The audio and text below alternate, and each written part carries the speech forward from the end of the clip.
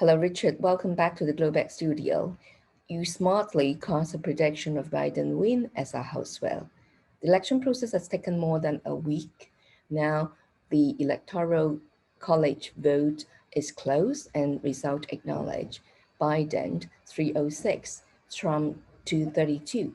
Biden even leads Trump in popular votes by more than 2%. The result is almost exactly the opposite of 2016 election. However, Trump still refused to concede to the race. So, what would you expect us to see in the next 2 months? Trump still challenging the election fraud in courts? How about the political landscape and emotions of American supporters for Republican and Democrat parties? Yes, I'd like to say that I had some special prediction, but of course the polls were actually forecasting a much higher Biden vote than he actually got. But in fact, he was actually pretty well winning all the way through. Yes, there was a period during the election day itself when Trump seemed to be further ahead, but there are 100 million, more than 100 million absentee votes. Those are votes voting by post or email or in other ways. And that was way over half of what the total vote was, which was around 140, 150. And in fact, Trump kind of shot himself in the foot a little bit by recommending that his voters don't vote by post. So in a way, it's not terribly surprising that Biden is there. And I think Trump really hasn't done himself any good with the coronavirus, his handling of the coronavirus, which is really quite an important feature. So I think people felt that, okay, Trump is okay if things are fine, and he can be angry about various things and maybe move the dial here and there. But if there's a crisis, he's not the man to have in charge. We now have to wait to see if Biden's the man for that. Okay, US is now all set with the new president-elect, but he's not totally new to the people. Biden is a lifelong politician. He started as a senator in Delaware at age 29, served 8 years in Obama administration as vice president, and now the oldest US president-elect at the age of 78. With the third attempt for American presidency, Biden finally makes it at a time when US is very broken and damaged with coronavirus. People are most heavily divided in a record deficit. Richard, do you think Biden has the abilities to lead the country and return the glory of America? Yes, I think he does, almost without a doubt. And the reason is not because Biden is who he is, because, most people are sort of saying he'll only do one term. Now, he could do 2 terms, that's 8 years. By that time, he'll be in his mid-80s, which is quite old for a president. But, we have, of course, seen very old leaders in many other parts of the world, including China. It's not really about Biden. It's about who the people he chooses to be alongside him. And I think that's going to be a very important point. I mean, everybody felt George W. Bush didn't really have the experience needed to be a president, but he brought some quite good people alongside him. And of course, we were in a situation, the global financial crisis, where some of those people were highly experienced bankers and economists, which was needed at that particular time. Now, Trump could never have handled a crisis like that. He just didn't have the right people in place. I think Biden will put the people in place that should be able to handle those sort of crises, even if they're not necessarily the names that many people would like. Biden has a big agenda in his campaign, but he has 4 pillar subjects that he talked a lot about that center around COVID-19, economic recovery, climate change, and racial justice. These are all internal agendas for the US.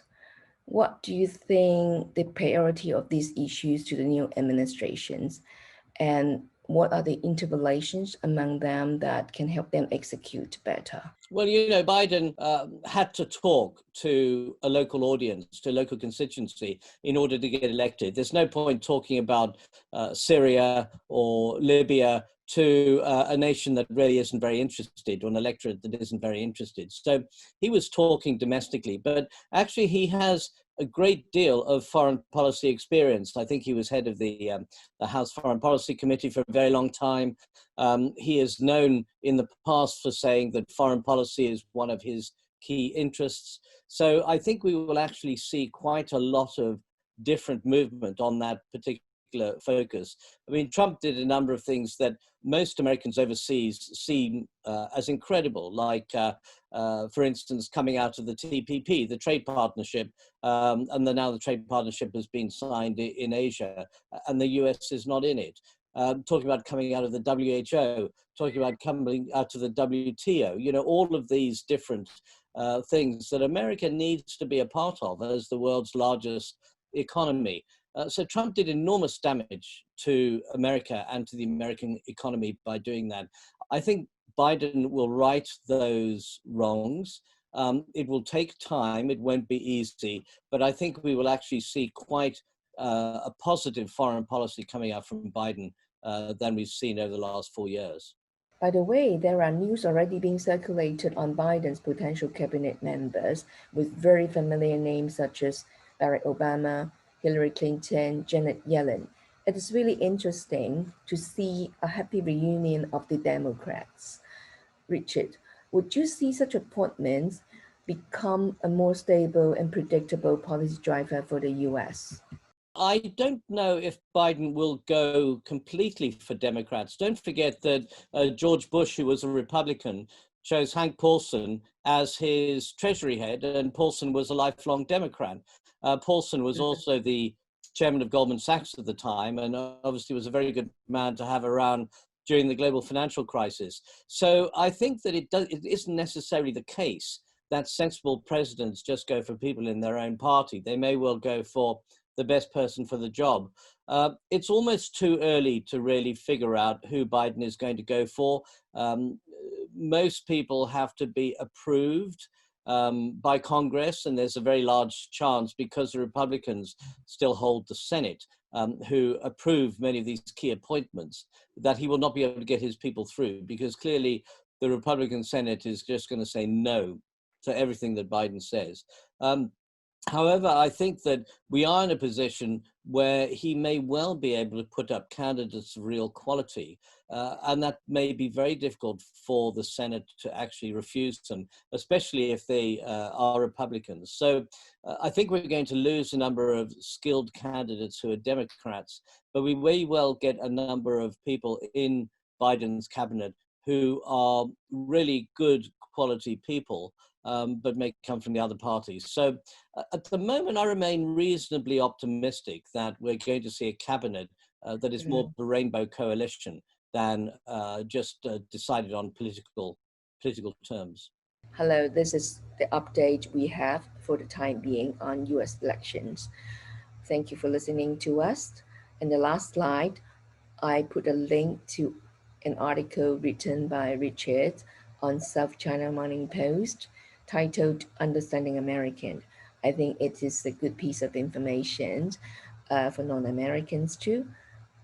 Thank you for spending a few minutes with us. Stay tuned. Bye-bye.